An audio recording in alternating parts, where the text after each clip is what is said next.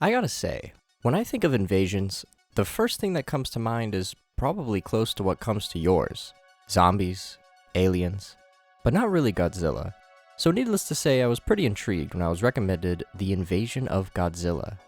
Created by Jacob Animation, and I'm really digging the Vita Carnes-esque art style I can see from the thumbnails. But I really don't have the slightest clue where this series could possibly go. Is it a bunch of Godzillas taking over? Is Godzilla infecting people? Am I just crazy? I've heard a bunch of you say that I should watch Shin Godzilla since that goes more into the horrific route with that character. Unlike the previous Godzilla analog horrors we have covered, this looks like we are going to be dealing with the real deal, and for that, I am ready. As always, be sure to check out the original series to support the creator before diving in over here for us to talk about it. Now without further ado, we have a Godzilla trilogy of videos to complete. But before I let you get too far, just wanted to say if you're new here and enjoy what you're watching, be sure to hit all those neat buttons down below as it really helps support the channel. And if you want to see more, be sure to follow us on Instagram and Letterboxd. Alright, now you can pass through. The Godzilla Rampage, Entry 1. This appears to be a remake of the original first entry, and since the original is nowhere to be found, we can hope there isn't anything we will be missing. Our entry begins, and we are viewing a restored lost tape from Buck Denver and Samantha Wilson from the November 3rd, 1993 cruise ship incident.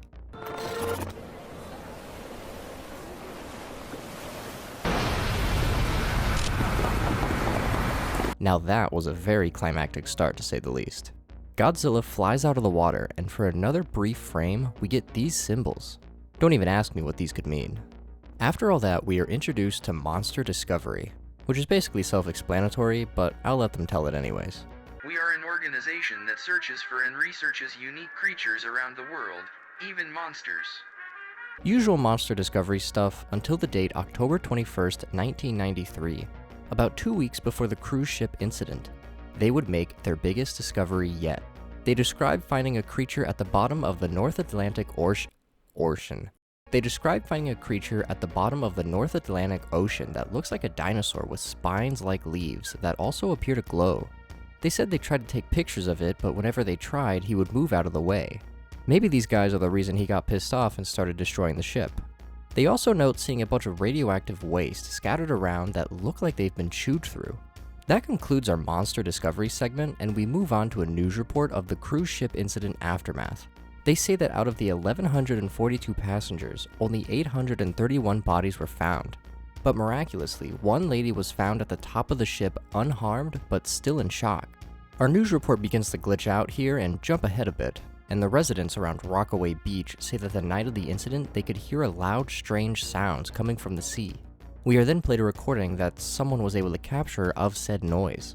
One of the local residents managed to record the sound and captured the mysterious figure who was caught that night.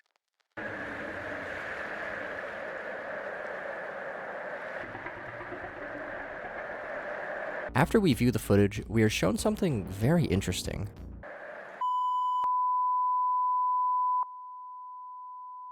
Damn, the time has come. I don't know about you, but it looked like we pulled back and were in the eyes of someone viewing exactly what we were. I don't know what to make of that yet, but I'm very curious to see if that comes back later. We then cut to an interview with Sebastian Francesco, who was a rescue worker at the incident. And the things he describes seeing are certainly something, to say the least. The ship appeared to be melting. No, not because there was a fire at all. When we checked all the rooms in the cabin, everyone inside melted together. Paper bodies are fused together with each other and the objects around them. I don't know how that happened. He also reports a massive hole in the upper cabin, as if a meteor struck through it.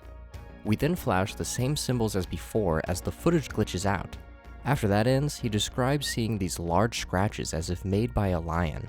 I have no idea how you would come to sense of any of this if I was that guy. The people fused together? This may get more graphic than I thought.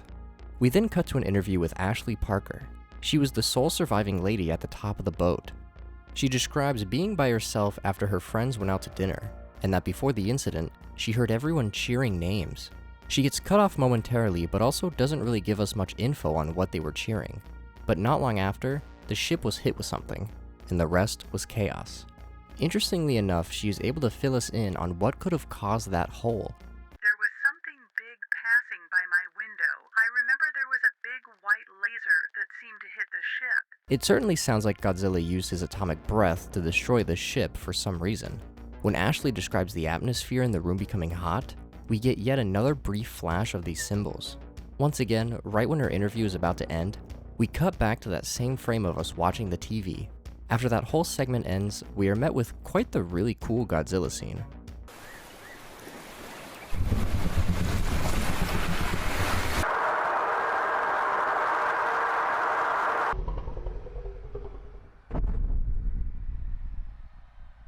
This segment in its entirety is just excellent. I love getting this ground view of this very large Godzilla just wreaking havoc.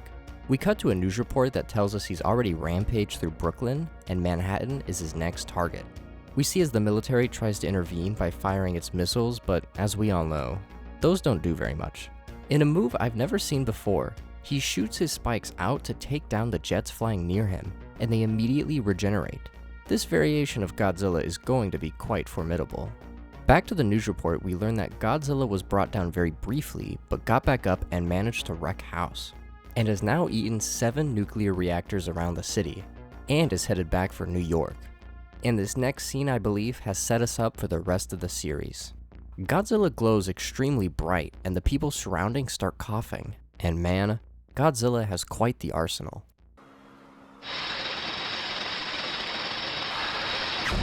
We get to see his ultimate destruction as he just lasers the city to pieces. He's got mini bombs he can shoot out. He is unstoppable. And I gotta tell you, this next scene isn't scary, but it's pretty damn epic.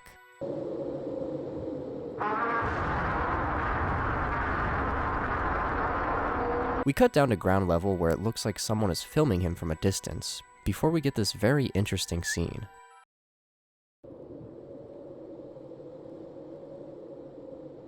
I still remember you.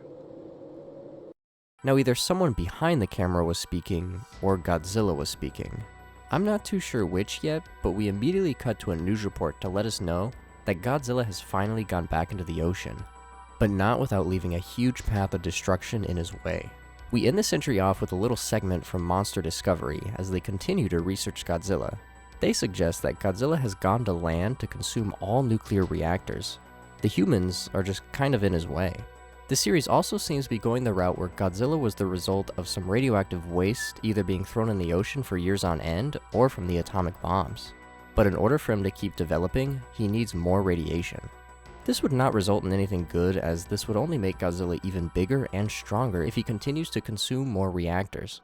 Now that was quite the first entry.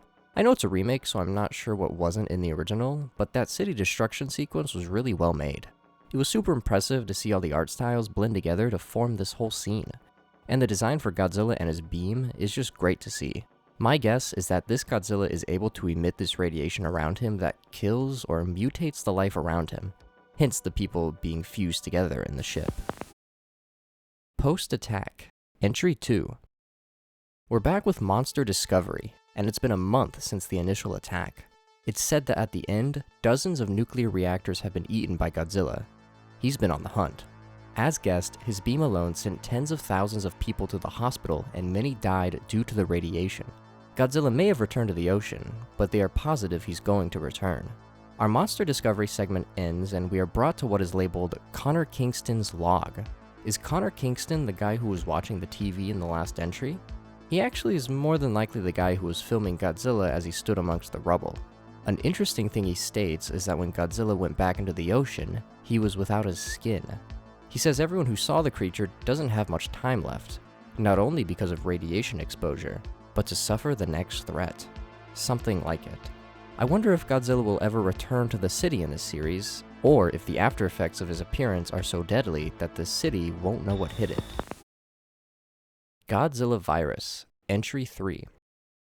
We begin this entry and are introduced to Miracle Market, and according to them, most food on the market is potentially radioactive since the attack from Godzilla. But not theirs, of course, just everyone else's. This radiated food does sound dangerous for sure, but the straightforwardness isn't calming me either. After we get instructed to wash their products thoroughly and whatnot, We glitch out and come to this classic analog segment. It sounds like this radioactivity is coming with all sorts of wild side effects. It's said to look out for people who show signs of dizziness, vomiting, diarrhea, headaches, and drooling too much.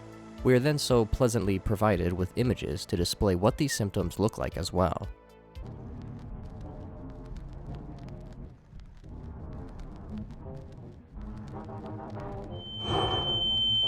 This dude looks like a straight-up zombie.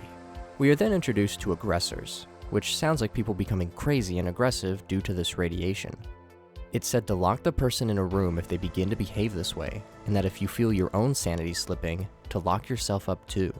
Over 30 cases of these people acting out have been reported already. After that's all over, we are then brought to Martha's diary. I imagine there should be dates under this blacked off part. Martha was amongst the people who survived the Brooklyn attack, but not without the loss of just about all their belongings. Her dad was a firefighter who was a part of trying to help everyone through the incident. But one night he started coughing, really badly. Conditions only got worse a week later, and the way they describe his symptoms sound eerily like this Godzilla disease. They tried taking him to the hospital, but they were too full. Once they went back home, however, things only got even worse. They found him attacking the mother. The two lock themselves away, but he starts to knock on the door. They report him sounding like a rabid animal. They tried to call the police, but it didn't seem like anyone was showing up. That's when Martha decides the best thing to do is to try to get help through a window. And in true violent fashion, we get to hear how this all plays out.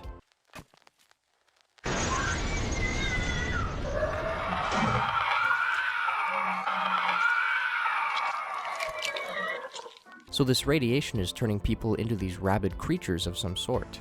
There does seem to be a bit of a physical transformation as we saw in that photo of the zombie dude, but how far does it go? The Army of Godzilla, Entry 4. The entry begins and we are on a lab research report talking about the Godzilla virus. Something we probably already knew is that this isn't really a virus. It's all radiation poisoning. What we probably didn't know is how widespread the radius was, because that's like the entirety of the US. Looks like we got our physical transformation answer too, because we learn that the people start to resemble Godzilla when they transform.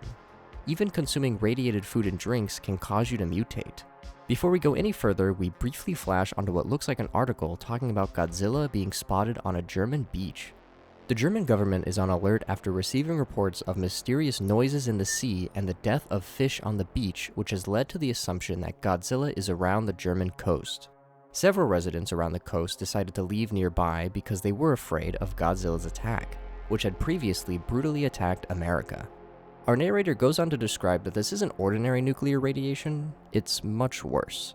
So we must keep our masks on and be on alert. Yeah, cause in Fallout, all I've needed was my mask. Before the segment ends, we are told to keep our doors locked as well, considering there are now quite a handful of mutated Godzilla people running around. This next segment puts us first person as we walk through this almost liminal feeling grocery store. Everything appears normal at first, except the fact we're the only person in here, until we come across quite the unholy sight.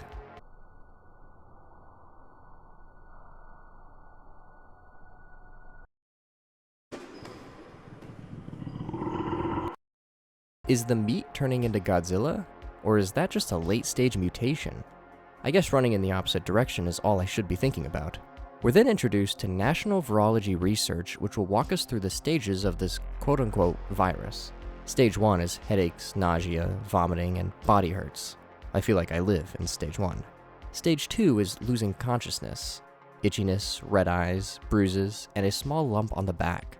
Stage 3 gets a little wild. This is when the aggression kicks in, and that lump starts to grow. And let's not forget this is when they try to eat people. So they're pretty much Godzilla zombies. Stage 4 is the final form basically. The body structure changes, the lump in the back becomes a thorn. They are basically a mini Godzilla at this point, except they seem to be a little smarter, being said to be able to get into homes and hide in bushes. What's unfortunate is even at step 1, you're a lost cause. The narrator is actually very straightforward in the fact that you just have to kill them. This next thing he says, though, is quite the revelation. Meanwhile, there have been several cases of people eating food exposed to Godzilla radiation but not mutating. But as a side effect, the food they eat will start to rot and transform into something that we are still trying to investigate. It was said by several doctors that the food turned into lumps of flesh that consumed the inside of the victim's body. So it sounds like you don't mutate when eating the radiated food, but the food itself mutates into a conscious being inside you? That's not frightening at all. He goes on to say that the little buddy in your stomach starts to eat you from the inside. But don't worry, they have a very interesting solution. We have to check the health of residents around the highest radiation areas one by one. If, according to our checks, the person starts showing these symptoms, we have to kill him. If you felt uncomfortable coughing in public before, you certainly would now. After that, we are brought to quite the next segment.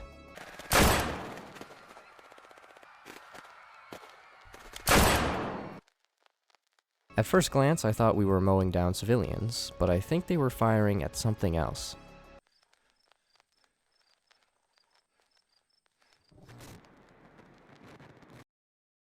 I'm guessing that this is the same creature from the grocery store. Is this the same person? Given the designs we have seen of the human mutated Godzilla creatures, I think it's safe to say this guy is a meat Godzilla. So far, this Godzilla takeover has been so unique. I haven't seen many Godzilla movies to say this is pulling from anything, so this has been a very fun experience so far. I definitely did not expect a giant Godzilla meat creature. That's Not Our Neighbor, Entry 5. We are once again back with Monster Discovery, and they have managed to eradicate 154 mutated people and 93 that were in the hospitals. There's truly just no hope if you catch this thing. They will shoot you on sight. Not all is too well, however, as the radiation surrounding New York is still at an all-time high. Before we cut away to our next segment, we are met with a brief flash of a newspaper clipping talking about how Martha's final recording, the one we heard in Entry 3, has been leaked to the public. Let me tell you, this next bit is quite something to say the least. My neighbor's been shouting frequently for 3 days. I tried checking his house, but he wouldn't let me enter it. We listen as this man just screams endlessly. We cut ahead, and even through the middle of the night, he is just yelling. Our cameraman tried calling the police, but they reported not finding anyone in the house. He also says that the person is a new neighbor, and he suspects he more than likely moved in from New York in an attempt to escape the mass extermination. He's heard similar reports from people in other neighborhoods as well. We cut to a bit later, and the screams are even worse. It's a little hard to see, so I can't tell if he is running towards the thing or away, but needless to say, he runs into it.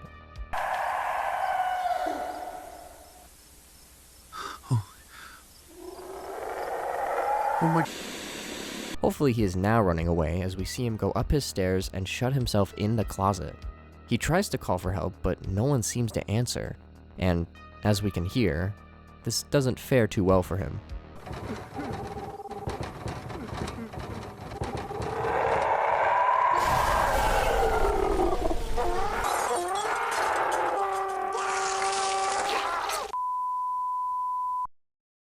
We get to hear our poor soul getting munched on for a bit before we fade into this article.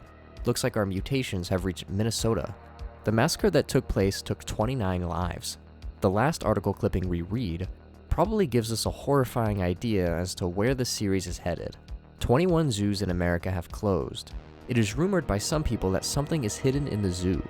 The government only clarified that the animals in the zoo were seriously ill due to Godzilla radiation, which infected all the animals in the zoo and needed special care. I didn't think this invasion could somehow get any worse, but it did. The Mitosis of Godzilla, Entry 6. In quite the exciting opening to this entry, we see the big man himself, and these big chunks fall around him, and it looks like he is in his skinless form, heading back to sea. Whoever is filming gets closer to one of the bits that fell near Godzilla, and I'll just let you guys see for yourselves.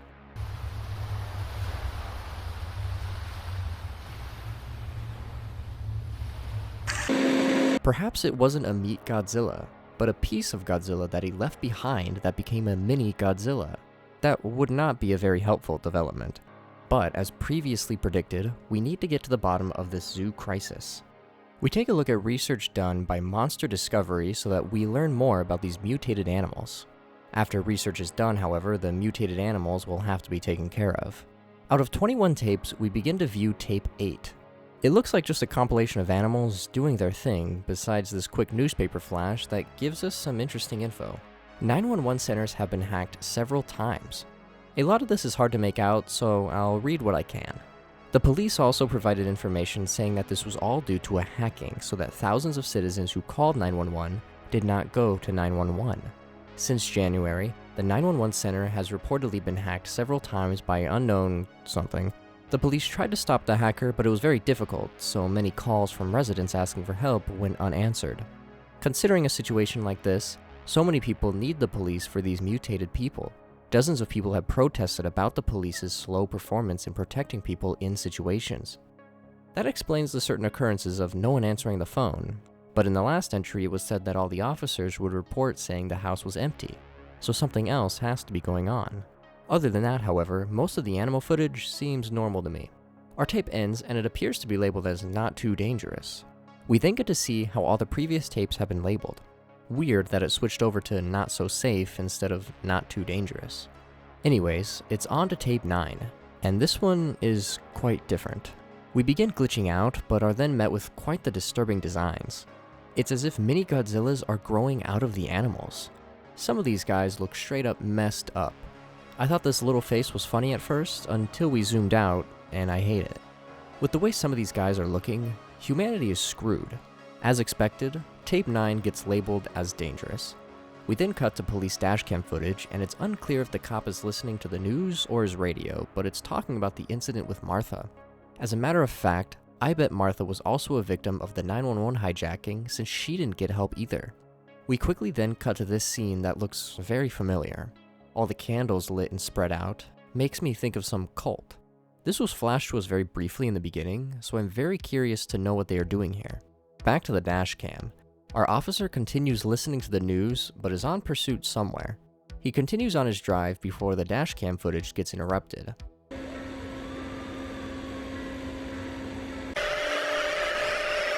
Once we return from that, it appears he is faced with two people blocking the road. I'm sure he could swerve around, but he stops and tries to convince them to move over. Needless to say, this doesn't go well.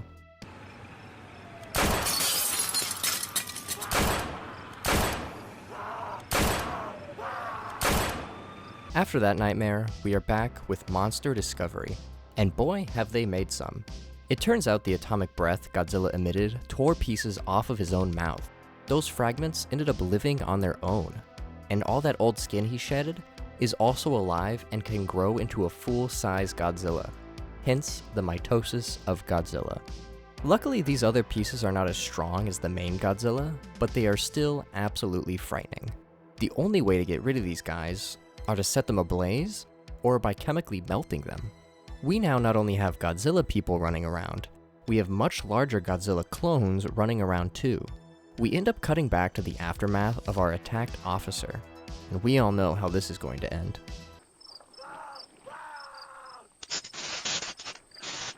I need help! No! No!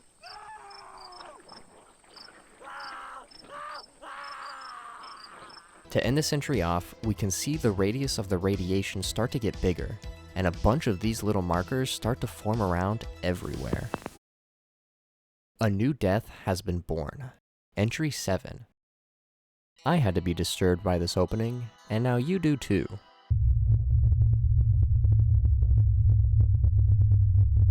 After that nightmare is over, we are back to classic analog horror fashion and viewing a prohibited tape.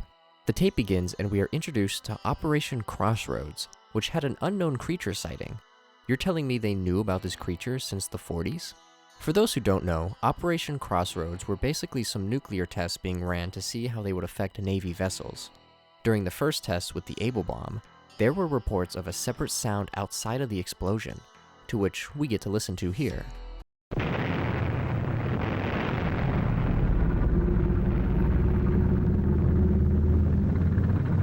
Sounds like a deep rumbling, like this bomb test woke something up. The rumbling was speculated to just be a whale, but when they set out to see the damage the bomb made, they were met with something different. However, one of the experimental ships was covered in bloody flesh. There was a large scratch on the ship's hull, like a lion's big paw. They report one of the ships covered in a bloody mess. and similar scratch marks against the side. I don't know how you have stuck with your whale conclusion, but go ahead. They launched the second bomb, known as the Baker Bomb, and when they went to check, it was nothing like the first search. But on the way back, that rumbling noise came back. They're going to find out the hard way that this is not a whale. We get our look at our creature, almost a less developed Godzilla. Godzilla took 29 lives in this attack. Guns didn't do much, but once they threw missiles at it, that seemed to do the trick. They made it back without any more attacks, and Godzilla was assumed killed. Many years later, now 1978, Godzilla returned to Ocean Beach to cause some more havoc. Except this time, he looks a bit more like himself. He now reached a height of 30 meters. The military tried to intervene, but nothing seemed to work. Once bombs got involved though, he fled back to sea. As always, the government was able to cover up the situation. Even a photo got leaked, but everyone deemed it a hoax. The big question on these people's minds is if this creature is the same as the last one. We know the answer to this. Impressive how they were able to keep this all hidden, now that we know Godzilla made his first appearance in 1946 and is only now being known about in '94.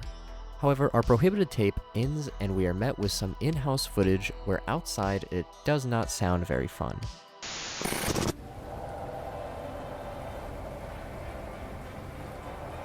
But we quickly cut to an audio interview with Stephanie Brinkley, who is said to have survived Godzilla food contamination and is also a victim of Godzilla meat food fraud, whatever that entails. She talks about how after the attack, all the food had gotten really expensive and her family couldn't afford it. But once her parents found a newspaper ad selling affordable meat and whatnot, they bought it. However, once they ate the food, they learned it was contaminated. The whole family starts showing symptoms, and she begins to describe some really horrifying things. Like something was moving in my stomach and breathing with me, and blood kept coming out from my nose and ears. The parents were killed, and we are flashed a frame confirming a suspicion I had at the beginning. A Godzilla cult of some sorts. Now I have no idea how this could work. Are there people wanting to try and summon Godzilla back to land? Are they trying to worship the transition into a Godzilla creature?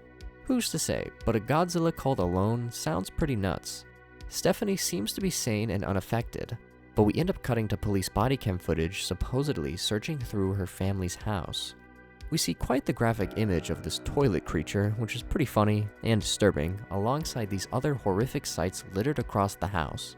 This weird Godzilla plant-looking hybrid begins to go through the house and chomps the absolute shit out of this officer.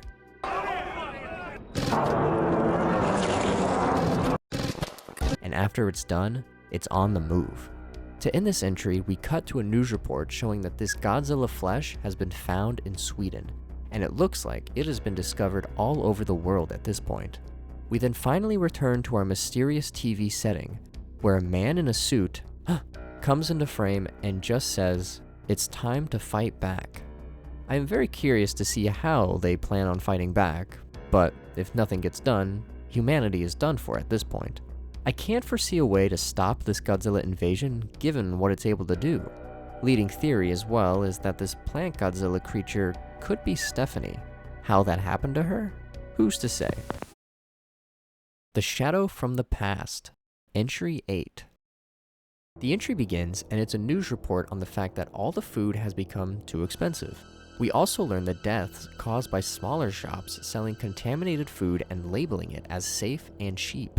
Miracle Market is probably an example of one of these scams. At least the police are attempting to put a stop to it. However, interrupting the report, something breaks through a window somewhere else. If I had to guess, this is our character who has been watching everything on the TV. They walk around to investigate, and we get hit with some rapid imagery. The first looks to be people surrounding a mural of Godzilla, clearly a peek into the cult he has. The next image, if I had to guess, is 3 people looking over something, either at us or off in the distance.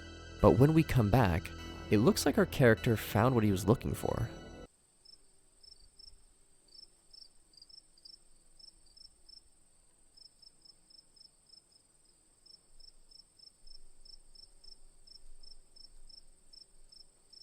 I'm curious to know who did this. Was it the cult? Why would they be after this guy? He looks out his window and we see a very humanoid Godzilla creature.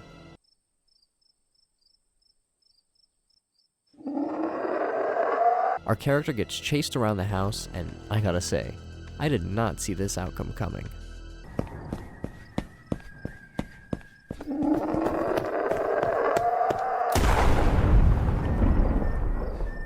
A good old shotgun blast seemed to do the trick with these guys. I will say the next segment we get, however, leaves me with some questions.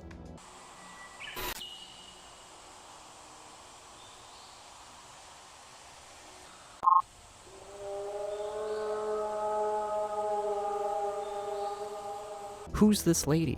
It may not matter, as we see some Godzilla ooze seep in through the window before she disappears. During the frame though, we get a quick flash of who I am guessing is Martha, and then the same symbols as before. What does the cult have to do with Martha? We also get a quick happy frame of Godzilla looking right at us. But before this entry ends, we get a brief image flash of one of the nuclear explosions. Then, we see as a bunch of people get these symbols flashed over their heads. I'm not sure if it means anything that this guy gets a blue symbol while the rest get reds. Maybe this guy is especially important. The Two Sides of Monsters, Entry 9. Our entry opens up and it appears we are back on that original Godzilla incident in New York, through the eyes of another potential survivor. They run into a subway and we see the moment the beam goes off. I tell ya, a lot of these Godzilla destruction scenes are really cool. We end up back out amongst the rubble, facing a shadow that looks to be someone standing there.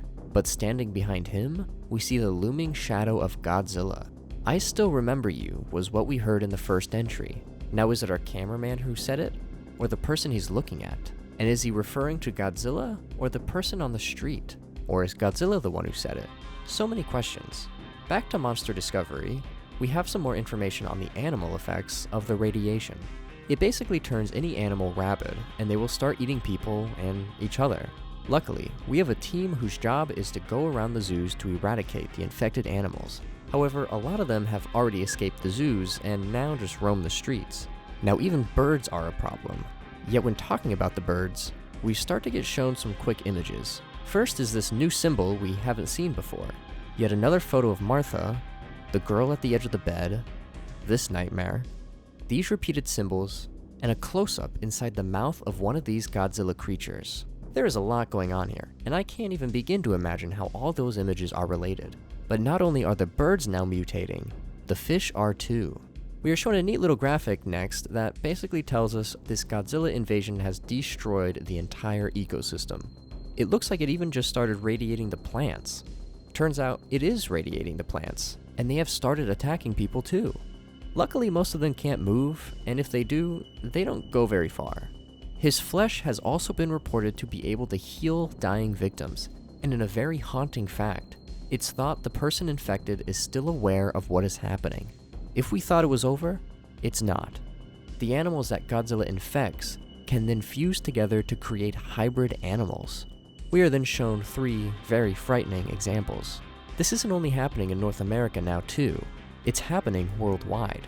When it comes to what to do in the event of encountering a mutated plant, we almost get an answer, but it cuts off midway. If your plants are mutated or trees and the like, we recommend burning them, but be careful not to cause a 4. That symbol yet again. The world is borderline doomed at this point. You can't be safe anywhere considering all the birds in the sky are on a mission to kill you. Before we can finish off our steps, we flash that symbol yet again, and step 6 has been taken over entirely. 5. If you find 6. Don't depend on the police to deal with all this, because you don't know which police are handling the traffic. Now that Monster Discovery is over, we're on to March 18th, 1994, when 20 workers in operation to exterminate the Godzilla invasion were sent to Brooklyn. At first, the streets seem empty, but we very quickly find a huge mass of that Godzilla sludge, just completely over buildings. Some graffiti writes this is the end of the world with those familiar symbols drawn around it. Except cutting in the middle of all this, we gotta learn just how to eradicate Godzilla's flesh, considering we are now on the extermination team. First up, we need a hazmat suit. So a question I have is if the job is to eradicate the flesh and meat, why are we taking it? For research? We must also always be on alert due to how many mutants roam around nowadays. We go through the simple steps of burning it, putting it in acid, and most importantly, not getting separated. The video instructions carry on, and it looks like we are just going through images of the aftermath of an attack. It almost looks like the blob has taken over the city. However, we end up cutting to a poor victim of mutation with a bloody cassette tape next to them. The tape gets put in, and what do you know? We may get our simple answers after all. Except it's not referred to as Godzilla's cult, but Denver's cult. Huh. For Mr. Philip Denver, this is bound to have something interesting. The things to take away from this recording is that 2 people named Adam Kennedy and Gilbert Johnson were reported missing from this cult's bunker in Norfolk around 3 months ago, and it sounds like they abandoned this cult and went on to help this other group in Indonesia, delivering it Godzilla meat for what I'm guessing is for them to create their own Godzilla. Because it certainly sounds like this Denver cult has their own Godzilla as well. I could be very wrong, but that's what it's sort of sounding like. Something else that caught my attention is they say they are going to try and find Adam and Gilbert to ask them what Sam was up to the day Godzilla came to San Francisco. Is this talking about the incident in the 70s? That's the last time I remember Godzilla ending up there. Our cassette ends there, and we are back to our world map. And we can see right in the middle of Norway and Iceland this circled off area. And when we get closer to the US, it appears an attack is going down. This looks like one of the smaller variations, but then out from the ground, that plant monster comes out, and it looks like a fight is about to ensue.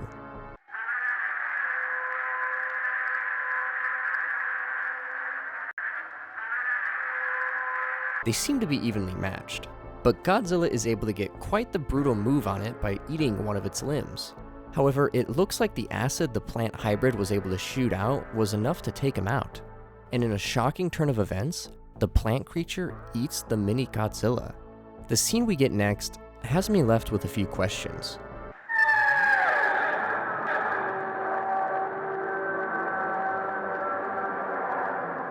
It sounded like human cries at first before the creature went for a roar, and we very quickly flash an image of Martha on the screen. Now call me crazy, but perhaps this cult took Martha, if not Stephanie, and created this human Godzilla plant hybrid using the pieces that Adam and Gilbert recovered. It sounds like the Denver cult has some sort of control over this invasion in a sense. Not that they started it, but they are pulling some major strings here. The plant hybrid goes back into the ground, and we flash for a brief moment into our TV setting. The blood from the creature kill is no longer there, so I question when this takes place. To end this entry off, we see that image of all the people standing in front of the drawing of Godzilla. Except this time, we can hear them all chant, "All hail Godzilla," followed up by a person's screams.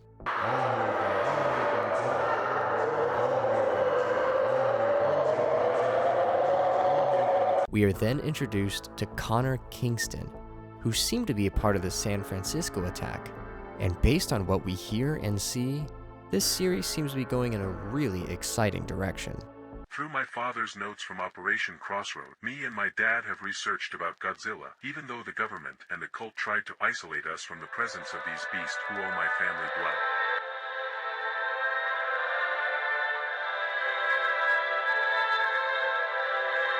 It sounds like the government has known about a lot of these creatures for a while, and this cult has been involved for a lot longer than we may have previously anticipated.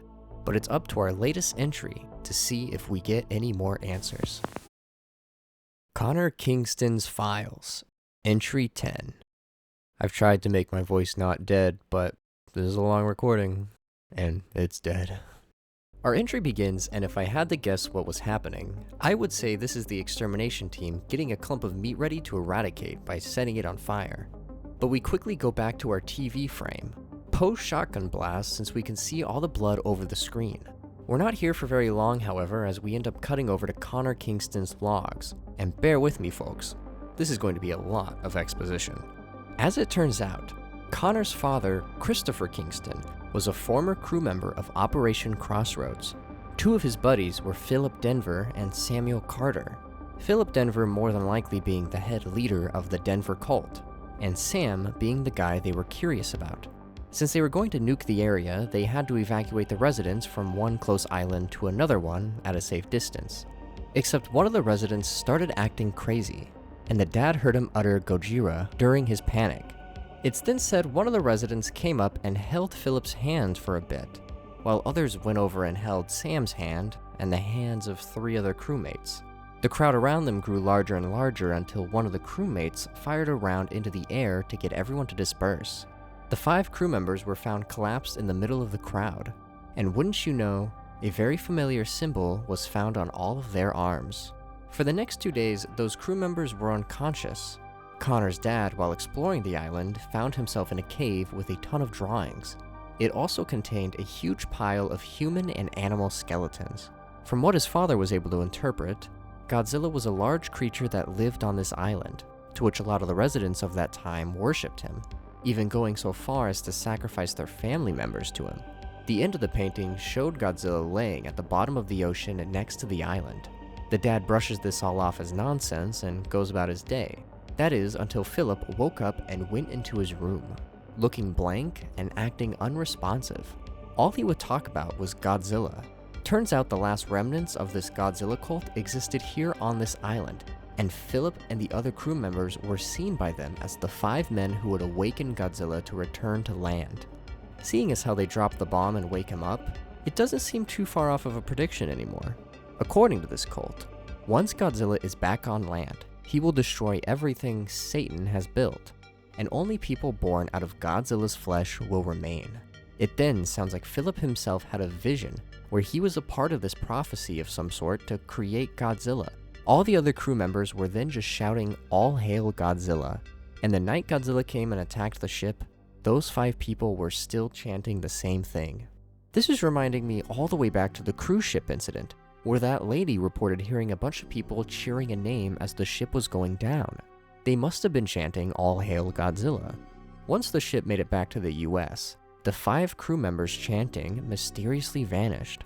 We then learn about how Connor's mother and brother were both killed when in the 70s Godzilla came back and tore up San Francisco. No wonder the cult and government kept him isolated.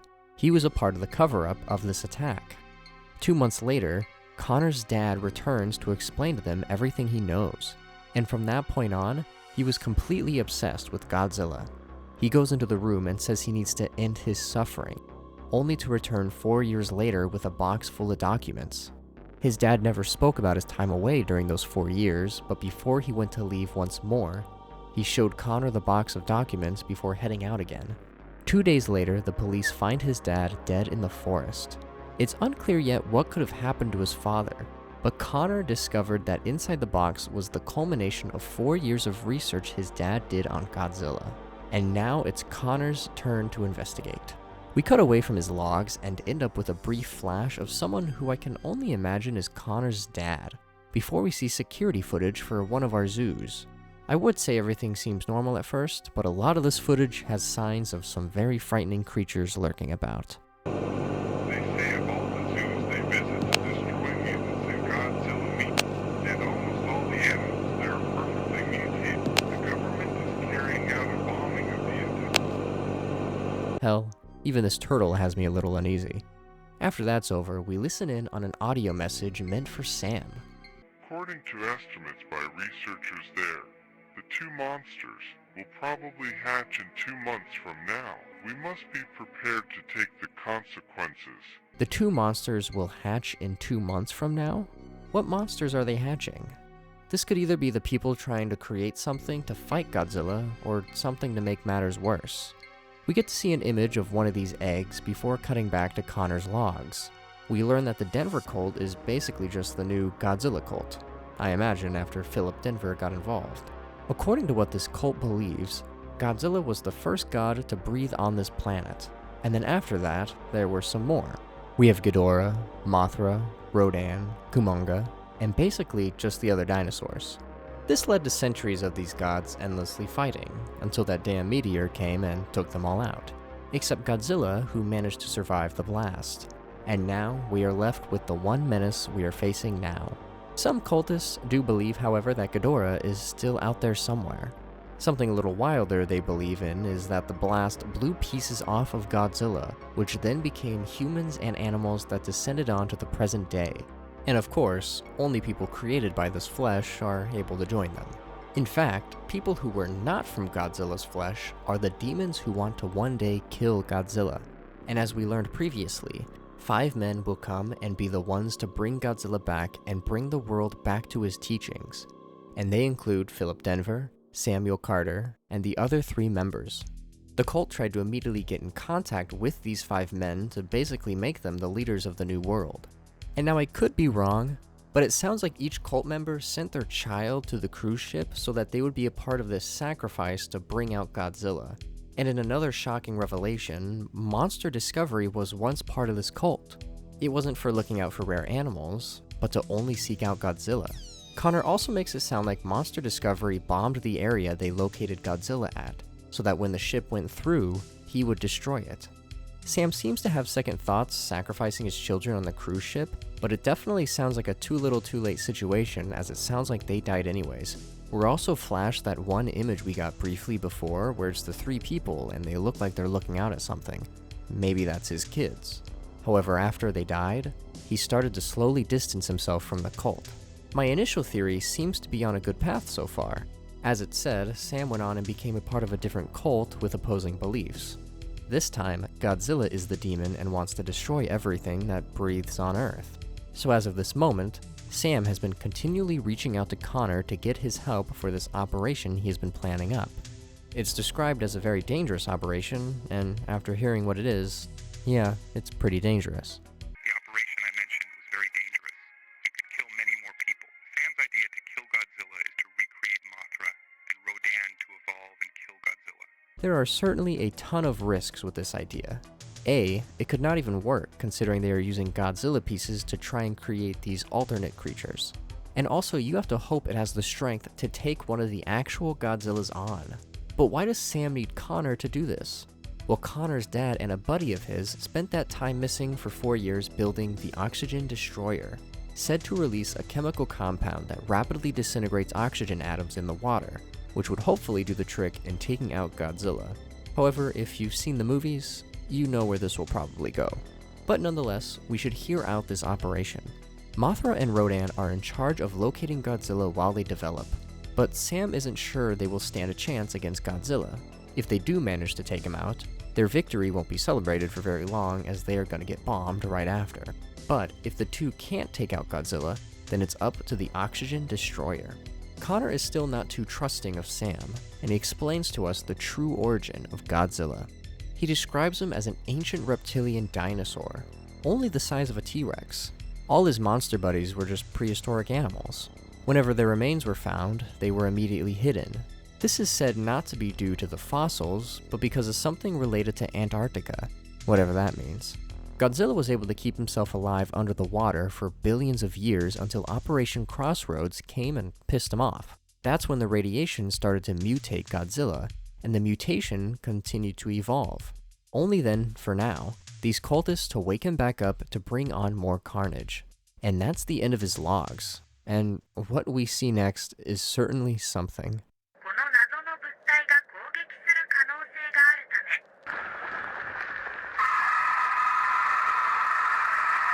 This does not look like Godzilla, or Mothra, or Rodan. It looks like Hedorah. Did he just come out of the water for fun? Or is this a failed attempt at using Godzilla's meat to create the other 2? I'm not sure, but I gotta say, if we thought the destruction Godzilla caused was bad, just wait until you see this dude.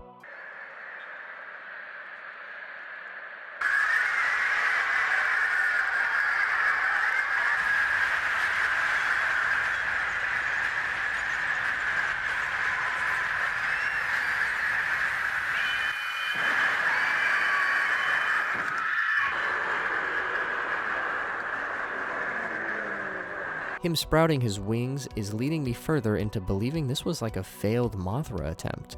As always, after he's over, he goes back into the sea. And to close off this entry, we hear something that could be very telling. Stephanie, calm down. Take a deep breath and follow the signal. Wait, it's everywhere. What do you mean? No, it's everywhere. Is it possible Stephanie is supposed to be in control of this creature? Maybe not Hedorah specifically, but maybe she's in control of Mothra. It is said that task 1 for them is to locate Godzilla's signal, and based on their conversation, it sounds like Stephanie is trying to locate that signal, to which she then reports it being everywhere. The last thing we see is text that reads "targets located," and a quick flash of somewhere, I presume, in Antarctica. Man, I gotta say, what a wild ride this series has been so far. The use of Godzilla in analog horror has yet to get old, and this series is just proof of that. The twists and turns this takes you on is certainly an experience, and I really enjoyed the art style for all of this. I was super impressed by how the city destruction scenes all came together, and I think it's cool seeing this 2D drawing of Godzilla manage to come to life and be so threatening. I especially love the destruction in the New York scene in the remade first episode. As of this moment, I am expecting it to be revealed that a very rare amount of people are able to maintain some level of control, whether it be after being transformed or what, but that's what it sort of sounds like.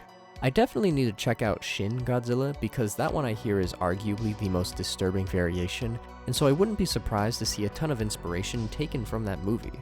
I really can't recommend this series enough, and I can't wait to see where it goes from here since it sounds like we are in the midst of a climax. But that'll probably be about it for this video. However, if you made it all the way to the end of this longer video, I thank you so much for watching. Don't worry, I definitely saw a new entry made for the man in the suit, so be prepared for the coverage on that as well. I'm very excited to see what that entails. But as always, if you liked the video and want to see more, be sure to hit all those neat buttons down below as it really helps to support the channel. But anyways, I've got a Godzilla cult ritual coming up and I can't be late.